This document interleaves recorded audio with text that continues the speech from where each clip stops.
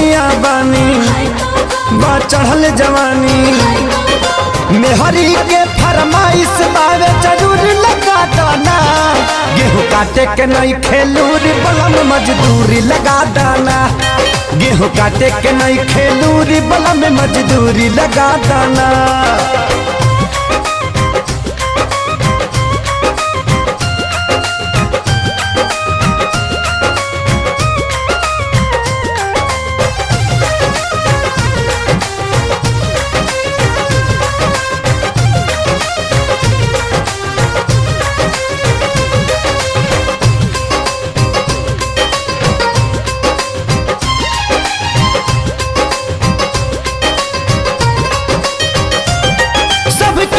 कटनी राजा करता